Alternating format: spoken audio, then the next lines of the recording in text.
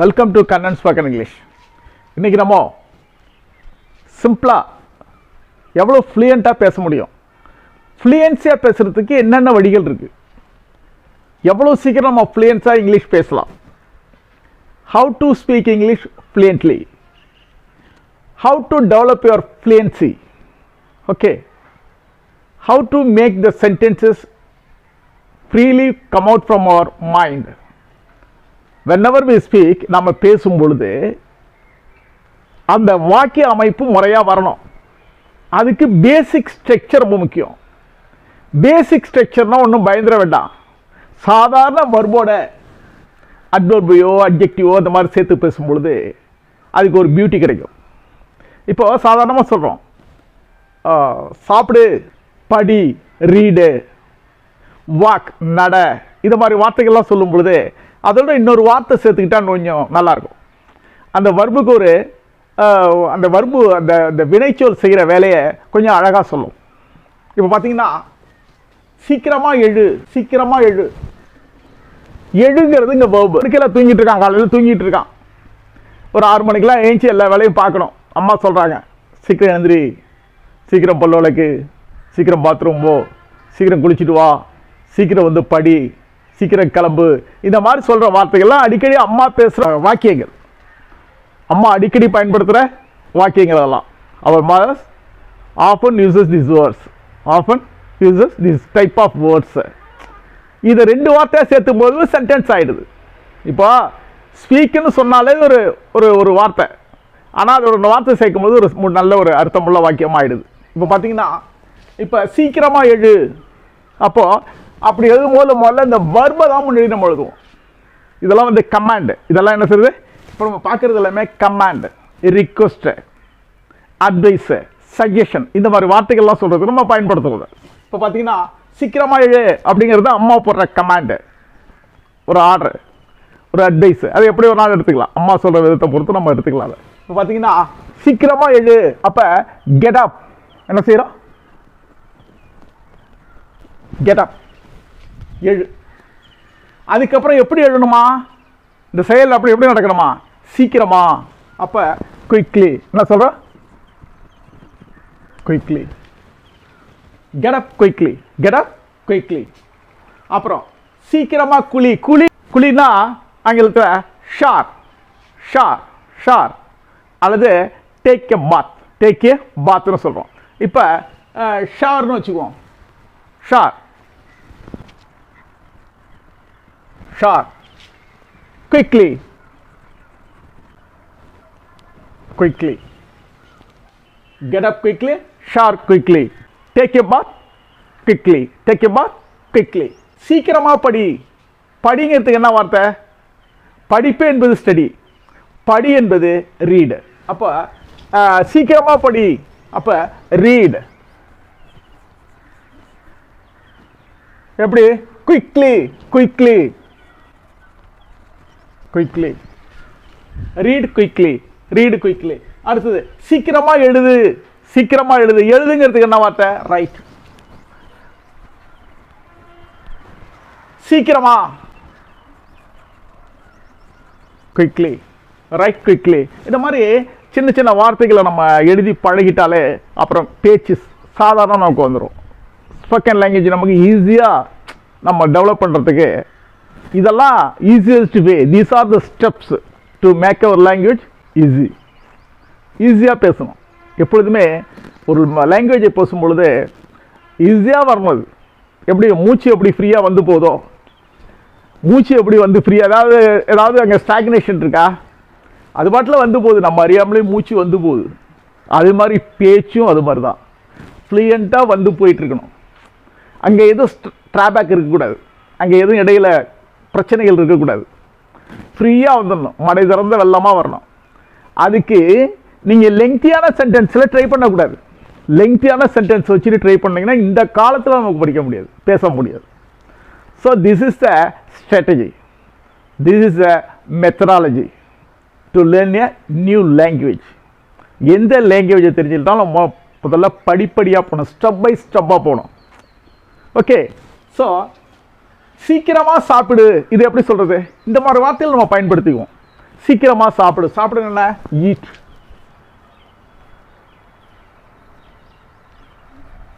Eat. Eat.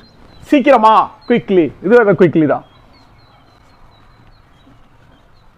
Quickly. Eat quickly. Next, சீக்கிரமா கிளம்பு சொல்லுவாங்களா? அடுத்து அம்மா சொல்றாங்க. அம்மா என்ன சொல்றாங்க? காலையில் எழுந்தோடனே நம்ம நடைமுறை வாழ்க்கையில் பார்ப்போம். எவ்ரி ஒர்க் ஆஃப் லைஃப், நம்மளோட லைஃப்பில் நம்ம ஃபேமிலியில் நடக்கிற சூழ்நிலை, காலைல அம்மா எவ்வளோ டென்ஷனாக இருப்பாங்க, அவங்க என்னென்ன வார்த்தைகளை அடிக்கடி பயன்படுத்துவாங்க. ஒரு பிள்ளைய பார்த்து காலைல ஸ்கூல் போகும்போது, காலைல பார்த்தீங்கன்னா ஸ்கூல் கோயிங் சில்ட்ரன் இருக்கிற வீடெலாம் பார்த்தீங்கன்னா டென்ஷனாக இருக்கும் காலையில். அது அம்மாவுக்கு ரொம்ப டென்ஷனாக இருக்கும்.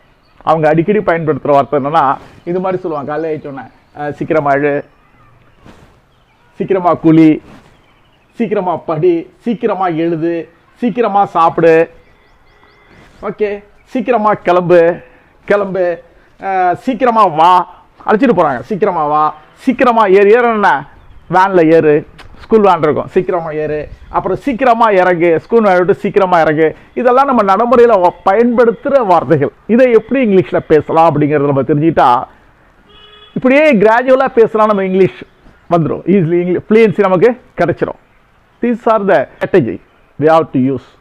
ஸோ நம்ம வந்து இதை பயன்படுத்தணும். இப்போ பார்த்தீங்கன்னா சீக்கிரமாக கிளம்புங்கிறதுக்கு என்ன? வீட்டை விட்டு கிளம்புறோம். கிளம்புனா லீவ்னு சொல்கிறோம் ஒரு வார்த்தை. வீட்டை விட்டு கிளம்புறது லீவ். வீட்டை விட்டு கிளம்பிட்டா லெஃப்ட்னு சொல்கிறோம். I left my home, I left the house, I left my ஆஃபீஸ்லேருந்து கிளம்பிட்டேன். கிளம்புங்கிறதுக்கு லீவ். எப்படி? லீவ். அப்போ லீவ் எப்படி? சீக்கிரமாக, குயிக்லி, லீவ் குயிக்லி. சீக்கிரமா வா, வாங்கிறதுக்கு என்ன? கம்.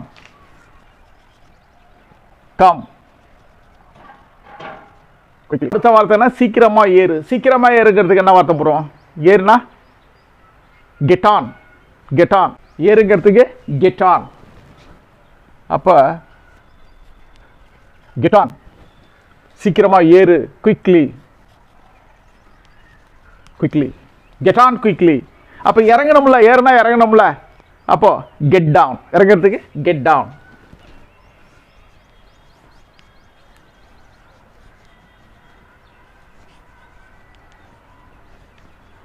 Get down quickly. அப்போ எல்லா வார்த்தையும் பார்த்துட்டோம். இது சாதாரணமாக படித்து பாருங்க, இதை சொல்லி பாருங்க. சொல்லும் பொழுது சரியாக ப்ரொனவுன்ஸ் பண்ணுங்க. ஒவ்வொரு வார்த்தையும் கரெக்டாக ப்ரொனவுன்ஸ் பண்ணணும். ப்ரொனவுன்சிங் ரொம்ப முக்கியம். How to pronounce this words. இந்த இடத்துல நம்ம வார்த்தையை உச்சரிக்கணும். முதல்ல வார்த்தையை எப்படி உச்சரிக்கணும்? Get up. எப்படி சொல்லலாம்? கெட்டு அப்பு குயிக்லிலாம் சொல்லக்கூடாது. Get up quickly. எப்படி? Get up quickly. இதை வந்து குயிக்லின்னு சொல்லக்கூடாது. குயிக்லின்னு சொல்லாமல் குயிக்லி. இதான் கரெக்ட்.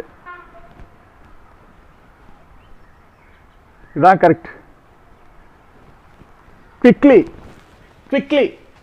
கரெக்டான ப்ரொனன்சியேஷன் குயிக்லி.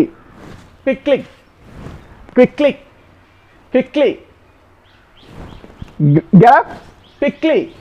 அதே மாதிரி குயிக்லின்னு சொல்ல, குயிக்லி, அதுதான் கரெக்ட். குயிக்லி. ஷார், quickly. Read quickly, write quickly, eat quickly, write quickly, eat quickly, live quickly, not quickly, live quickly. Everybody, live quickly, come quickly, get on quickly, ஏறு, இறங்கு, get on quickly. இந்த மாதிரி நம்ம சரியா பேசணும். பேசுறது இந்த மாதிரி சரியா வார்த்தைகளை சரியா உச்சரிக்கணும். we must pronounce the word properly. சரியான உச்சரிப்பை நம்ம கொடுக்கணும். அப்பதான் சொல்ல வர்ற கருத்து சரியா போய் சேரும். சீக்கிரமா எழு, கெட் அப் குயிக்லி. சீக்கிரமாக குளி, ஷார் குயிக்லி. சீக்கிரமா படி, ரீட் குயிக்லி. சீக்கிரமா எழுது, ரைட் குவிக்லி. சீக்கிரமா சாப்பிடு, ஈட் குவிக்லி. சீக்கிரமா கிளம்பு, லீவ் குவிக்லி. சீக்கிரமா வா, கம் குவிக்லி. சீக்கிரமா ஏறு, கெட் ஆன் குவிக்லி. சீக்கிரமா இறங்கு, get on quickly. Get on quickly. இதே மாதிரி நம்ம பேசணும். இங்கிலீஷ் தான் பேசுறோம்னு சொல்லிட்டு வார்த்தையை மட்டும் கோர்வையா அனுப்பிச்சு ஒரு சென்டென்ஸா அமைச்சு பேசுறோம்னா கேட்குறவங்க ஒரு மாதிரி, தமிழ்ல நீங்க என்ன தப்பு பண்ணாலும் யாரும் சிரிக்க மாட்டாங்க, ஒன்றும் சொல்ல மாட்டாங்க. ஆனா இங்கிலீஷ்ல ஒரு தப்பு பண்ணிட்டா ஒரு மாதிரி அதை பேசுவாங்க. தாய்மொழியில் தப்பு பண்ணிட்டா யாரும் அலட்டிக்க மாட்டாங்க. ஆனால் இங்கிலீஷில் பேசும்போது தப்பாக பேசிட்டா ஒரு மாதிரி நம்மளை பார்ப்பாங்க. அது ஒரு நகைச்சுவை ஆகிடும். நம்ம ஒரு அந்த இடத்துல ஒரு பஃபூன் மாதிரி ஆகிடும். ஆனால் வார்த்தைகளை யூஸ் பண்ணும் பொழுது ரொம்ப கேர்ஃபுல்லாக நம்ம சரியானபடி, அதாவது அக்யூரேட்டாக பேசணும். நம்ம சொல்கிற வார்த்தையில் ஒரு அக்யூரசி இருக்கணும். அக்யூரசி மிக சரியா.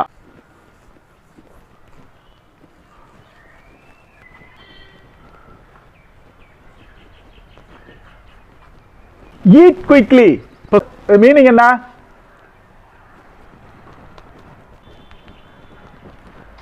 மீனிங் என்ன? Consume the food.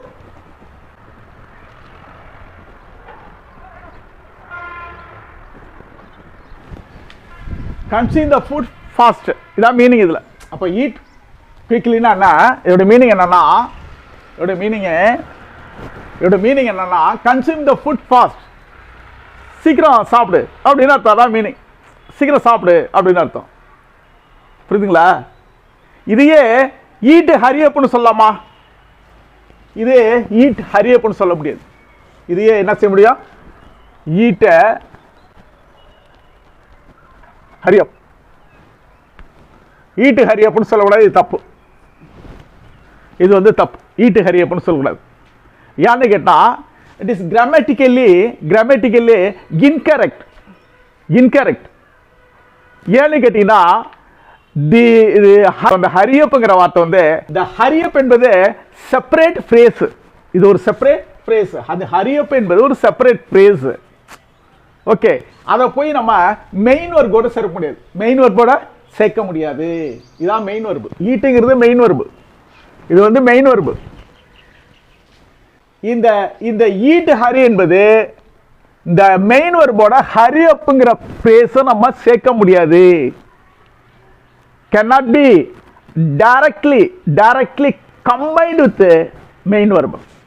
இந்த phrase என்ன செய்ய முடியாது நம்ம directly combined with the main verb. Okay, புரியுதா உங்களுக்கு? eat hurry up அப்படிங்கிறது தப்பு.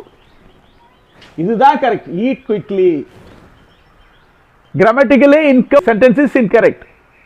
பொதுவாக hurry upங்கிறது ஒரு separate phrase and cannot be directly combined with a main verb. இது வந்து main verb. main verb. இது main verb. இந்த hurry upங்கிறது more forceful. hurry up என்பது it clearly indicate a need to rush. அவசரமா யாரும் சாப்பிடணும்னு சொல்ல மாட்டாங்க. eat hurry up. hurry upனா அவசரமா செய்யவேல். இதுக்கு நிறைய வித்தியாசம். குயிக்லிக்கும் இந்த ஃப்ரேஸுக்கும் நிறைய வித்தியாசம் இருக்கு. குயிக்லிங்கிறது என்ன? சாதாரணமாக நடக்கிற நிகழ்ச்சி, சாதாரணமாக நடக்கிற விஷயம் சாப்பிட்றது. ஈட் குயிக்லிங்கிறது டிசைர்டு. இங்கே ஸ்பீடு வந்து டிசைர் ஆகுது. இங்கே speed desire but not necessary. Eat என்பது desired but not necessarily critical. அப்படி யாரும் சொல்ல மாட்டாங்க. சாதாரணமாக சாப்பிடுன்னு சொல்லுவாங்க. ஈட் குயிக்லி, சீக்கிரமாக சாப்பிடு, சாதாரணமாக சொல்கிறது. ஆனால் இது எப்படி சொல்கிறதா? ஹரி அப்னா அர்ஜென்ட்டாக சொல்கிறது. ரொம்ப அவசரமாக, ரொம்ப ஃபாஸ்ட்டாக, ரொம்ப ஹரிபரியாக செய்கிறது தான் இந்த ஹரி அப்புங்கிற வார்த்தையை பயன்படுத்துறது. ஒரு வார்த்தை இருக்குது. இப்போ இந்த குயிக்லின்னு சொல்கிறதுக்கு ஈக்குவலாக she answer the question quickly. She answer the question quickly. குயிக்லிங்கிறது எப்படி யூஸ் ஆகுதுங்களா? Describe an action itself. அதாவது வந்து இப்போ இந்த இடத்துல ஈட்டுங்கிறது கன்சியூம். அப்போ கன்சியூம் பண்ணுறதை வந்து சாதாரணமாக சொல்கிறோம். இது ஒரு அன் ஆக்ஷன் இட் செல்ஃப் தானாகவே நடக்குது. அதில் ஒன்றும் ஃபோர்ஸ் இல்லை. அதில் நம்ம ஃபோர்ஸை கொடுக்கல.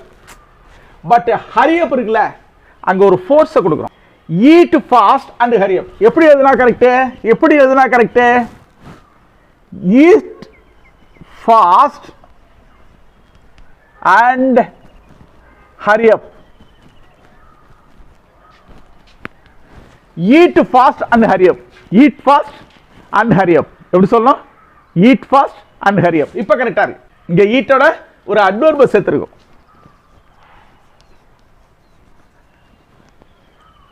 verb plus adverb. இப்போ சரி. eat fast and hurry up. சொல்லுதுமா we need to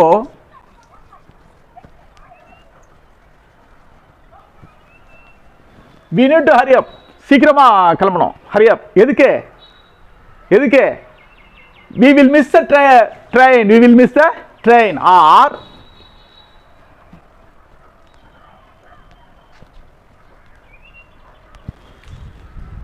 we need to hurry up or we will miss the train. இந்த இடத்துல குயிக்லிக்கும் இதுக்குள்ள வித்தியாசம் தெரியுதுங்களா? குயிக்லி சாதாரண நடக்கிற நிகழ்வு. hurry up என்பது அர்ஜென்சி. அர்ஜென்சி ஃபாஸ்டா பண்ணணும் அப்படிங்கிற போது நம்ம அதை பயன்படுத்துறோம். ஏன் இந்த இடத்துல ஒரு அர்ஜென்சி இருக்கு பாருங்க, ஒரு கம்பல்சரி இருக்கு பாருங்க, ஒரு ஸ்ட்ரெஸ் இருக்கு பாருங்க. ஒரு அர்ஜென்சியை காட்டுறோம், ஒரு கம்பல்ஷனை காட்டுறோம். இந்த இடத்துல ஒரு அர்ஜென்சி, ஒரு கம்பல்ஷனை, ஒரு ஸ்ட்ரெஸ்ஸை கொடுக்கணும் இந்த இடத்துல. அதுதான் ஹரியை பயன்படுத்தும் பொழுது. அதனால் எப்பொழுதுமே ஒரு ஃப்ரேஸு மெயின் ஒரு போல சேர்ந்து வராது, கம்பைன் பண்ணி வராது. ஆனால் இது கம்பைன் ஆகும். இப்படி வரலாம், இப்படி எழுதுனா இது சரி, இந்த மாதிரி எழுதுனா இது கரெக்ட். ஈட் ஃபாஸ்ட்டு வர்போட ஒரு அட்வர்பை சேர்த்து அண்ட் ஹரி அப். இப்போ sentence correct. we need to hurry up. எதுக்கு? போய் லேட் ஆயிட்டா R we will miss the train. நம்ம சீக்கிரம் தயாராகலன்னா ட்ரெயினை விட்டுடுவோம். ஆனால் இதில் பாருங்க, she answered the question quickly. இது சாதாரணமாக இருக்குது. இதில் எந்த கம்பல்ஷனும் கிடையாது, எந்த ஸ்ட்ரெஸ்ஸும் கிடையாது, எந்த ஒரு ஃபோர்ஸும் கிடையாது. hurry up is more forceful. it clearly indicate a need to rush. ரஷ்னஸ் இருக்குது இதில். அடுத்து நம்ம பார்க்குறது eat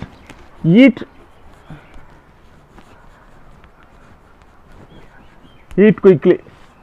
eat quicklyன்னு சொல்லும்.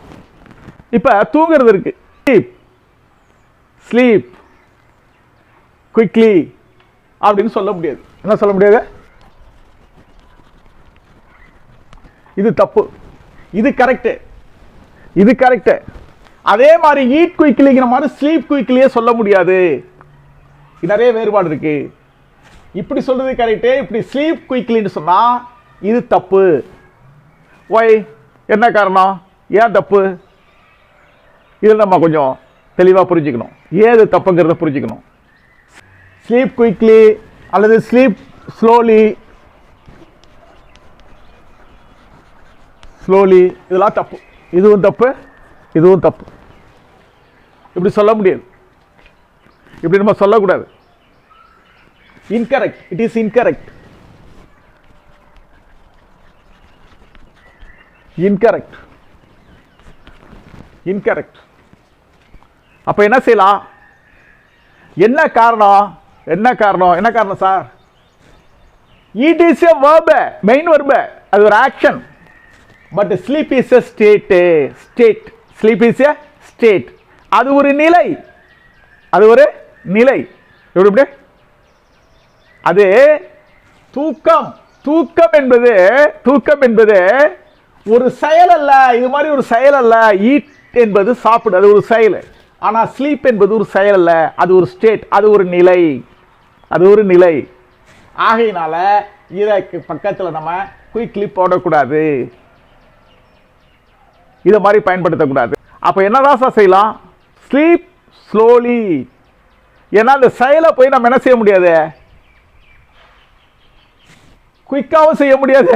அது ஒரு நிலை, அது ஆடாம அசையாம ஒரு நிலை. அதை போய் நம்ம ஸ்பீடப் பண்ண முடியாது. ஆனால் சாப்பிட்றது quickly, run quickly, read quickly, walk quickly, speak quickly, அதெல்லாம் ஓகே, அதெல்லாம் எல்லாமே action verb. But this is state verb, state verb. அதனால நம்ம இதை சொல்லக்கூடாது, இப்படி சொல்லக்கூடாது. அப்போ எப்படி தான் சொல்லலாம்? எப்படி சொல்லலாம்? ஹரி அப்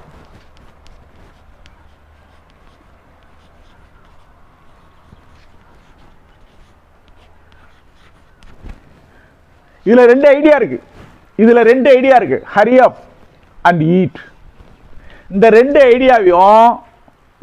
ஐடியாவையும் நம்ம கம்பைன் பண்ணோம்.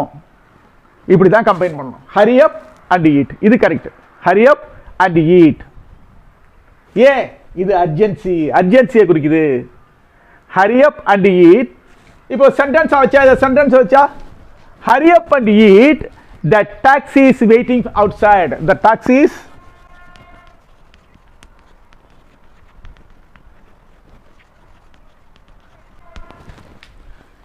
eat, the taxi is waiting outside. இப்போ சொல்லி பாருங்க, hurry up and eat, the taxi is waiting outside.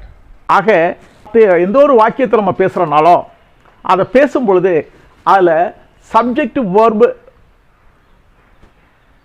Object இருக்கான்னு பார்க்கறத விட சப்ஜெக்டிவ் வெர்பு அக்ரிமெண்ட் ஆகுதா, அல்லது அந்த சொல்ல வந்த கருத்து சரியா ரீச் ஆகிறதுக்கு அதில் பயன்படுத்த வர்பை பற்றி சொல்ற அட்வர்பு இவைகள் எந்த நிலையில இருக்கு? வர்பை பற்றி சொல்ற அட்வர்பும், அதாவது பியூட்டிஃபுல், இட் இஸ் பியூட்டிஃபுல்ங்கிறோம். நவனை பற்றி விவரிக்கின்ற போது அதை அட்ஜெக்டிவா பயன்படுத்துறோம்.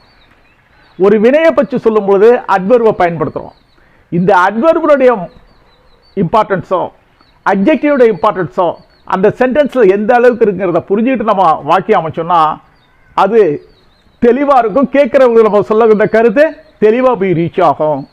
ஆகையினால இப்போ இதெல்லாம் நீங்கள் புரிஞ்சுக்கிட்டீங்கன்னா உங்களுக்கு கொடுக்குற ஹோம்ஒர்க்கு உங்கள் கமெண்ட் பாக்ஸில் நீங்கள் தெளிவாக தெரியுங்க. வேகமாக நீந்து. 1, வேகமாக நீந்து.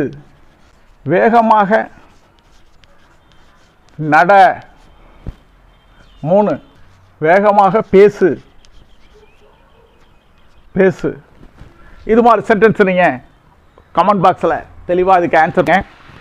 இது வரைக்கும் இந்த சேனலை பார்க்காத நீங்கள் முதல்ல பார்த்தீங்கன்னா இதை சப்ஸ்கிரைப் பண்ணுங்கள். உங்களுக்கு பிடிச்சிருந்தா சப்ஸ்கிரைப் பண்ணுங்கள். தொடர்ந்து ஸ்கிப் பண்ணாமல் இதை கடைசி வரைக்கும் பார்த்துருப்பீங்கன்னு நினைக்கிறேன். இதே மாதிரி இந்த மாதிரி என்னுடைய கிளாஸை பெரும்பாலும் ஸ்கிப் பண்ணாமல் பாருங்கள். நிறைய விஷயங்கள் உங்களுக்கு சேரும். Thank you so much for your kind attention to the class. Thank you so much.